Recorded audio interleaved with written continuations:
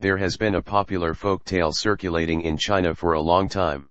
2,000 years ago, the first emperor of China, Qin Shi Huang, sent a sorcerer named Su Fu to search for an elixir of immortality in the Eastern Sea. Knowing that such a medicine did not actually exist, Su Fu claimed that he needed to bring along 500 pairs of virgin boys and girls to offer as sacrifices to the immortals they would meet on their journey. Qin Shi Huang readily agreed, and Su Fu set sail with the 500 pairs of children, never to return again. They arrived at what is now known as Japan, where they settled and propagated, becoming the source of the Japanese people. Today, Japan still has a memorial park in honor of Su Fu. Before addressing the question of where Japanese people actually come from, let's first take a look at a Japanese celebrity named Hiraken, who sang the theme song for the Japanese version of Meteor Garden. When people see his appearance, they often assume he is of mixed race. However, according to his own interviews, he claims that his ancestors for 18 generations were all locals, and he just happened to be born with those features. In fact, not just him, but also a Japanese actor named Hiroshi Abe, who starred in the popular movie Legend of the Demon Cat, also has a non-traditional Eastern appearance. If I were to show you a few more examples, you would begin to question whether they are truly descendants of the 500 pairs of virgin boys and girls brought over by Su Fu, the Chinese sorcerer who supposedly settled in Japan.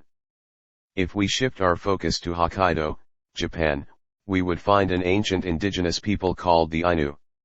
Looking at their old photos, we can see that they have sunken eye sockets and thick eyebrows, and look quite different from us, with an exotic appearance that suggests a different ethnicity. The reality is that there were indigenous people living on the small island of Japan long before the formation of China. These people were known as the Yomon people, and their culture was very primitive. As early as 500 BC, they still wore leopard skin skirts. However, around 300 BC, during China's Warring States period, Japan's culture suddenly advanced and entered what is known as the Yayoi period, skipping directly from a Stone Age civilization to an Iron Age civilization. It is impossible for any civilization to develop so rapidly. In Japan's long history, there is also the story of the Emperor Jinmu's conquest of the East.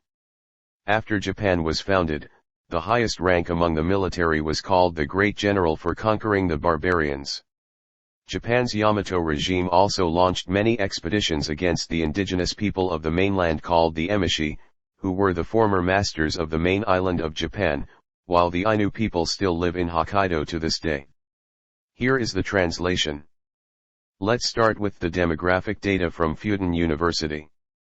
You will find that in the sample of Japanese people, there are mainly two haplogroups, haplogroup D and haplogroup O, while the majority of Chinese people belong to the haplogroup O, and haplogroup D is very rare.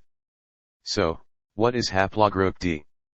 Yes, it happens to be highly frequent among the indigenous people of Japan.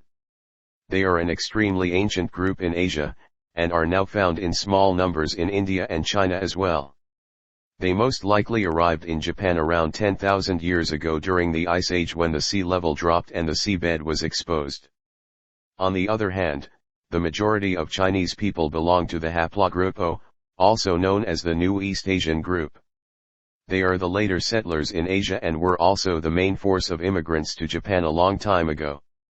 Therefore, the genetic makeup of modern Japanese people is very complex, with features that resemble both the immigrants and the indigenous people like Hiraken and Hiroshi Abe. However, where did these immigrants to Japan come from? Did Su Fu really make the Eastern expedition?